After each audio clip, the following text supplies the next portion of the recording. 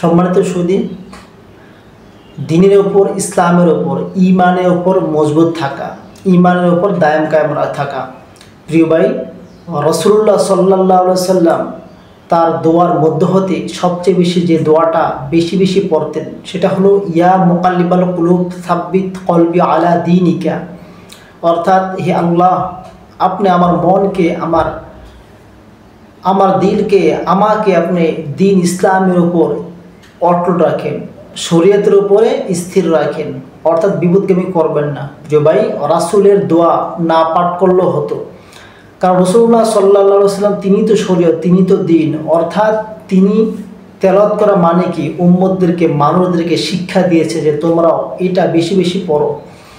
প্রিয় ভাই, আমাদের যে কোনো ধরনের সন্দেহ, নানান ধরনের সন্দেহ আসতে পারে ইসলামের ওপরে, দ্বীনের ওপর, কোরআন হাদিস, আল্লাহর ওপর, আখিরাতের উপরে, ফেরেশতার ওপর, হাসর নাসর মিজান পুরসিরাতের মাঝে নানান ধরনের সন্দেহ সংশয় আসতে পারে। এই সন্দেহ সংশয় আসলে আমরা সঙ্গে সঙ্গে এই দোয়াটা পাঠ করবো, ইয়া মুকাল্লিবাল কুলুব সাব্বিত কলবি আলা দীনিকা।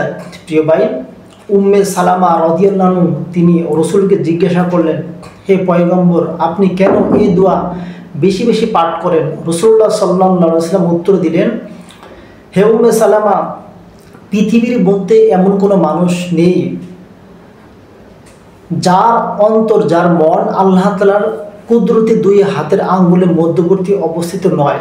অর্থাৎ তিনি যাকে ইচ্ছা তাকে হেদায়েত দান করেন, যাকে ইচ্ছা তাকে তিনি দিন ইসলামের ওপর অটল রাখেন, দায়াম কায়েম রাখেন, আর যাকে ইচ্ছা তাকে তিনি দিন থেকে দূরে সরিয়ে রাখেন, অর্থাৎ বিপদগামী করেন।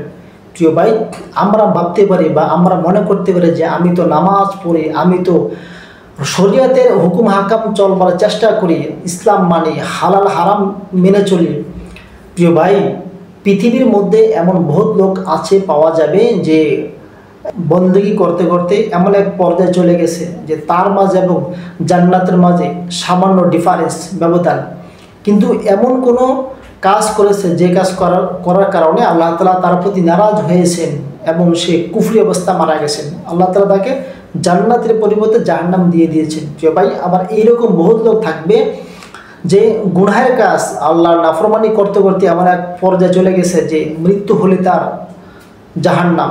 জাহান্নাম এবং তার মাঝে সামান্য ব্যবধান, কিন্তু আল্লাহ তাআলা তাকে এমন কিছু দিয়েছেন যে তার অন্তর ধাক্কা লেগেছে, ইমানের উপর ধাক্কা লেগেছে, সে তাওবা ইস্তেগফার করে ভালো কাজ করেছে, আর ওই মুহূর্তে সে মারা গেছে। আল্লাহ তাআলা তাকে জাহান্নামের পরিবর্তে জান্নাত দিয়ে দিয়েছেন।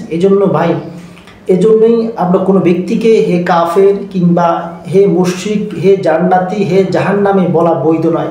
কারণ আপনি জানেন না কে জান্নাতি আর কে জাহান্নামী। আপনার বাহ্যিক দৃষ্টিতে যদিও তাকে দেখেন সে ইবাদত বন্দেগী করে, হুকুম হাকাম মেনে চলে, বিধিবিধান অনুযায়ী চলে, আপনি তাকে জান্নাতি বলতে পারেন না।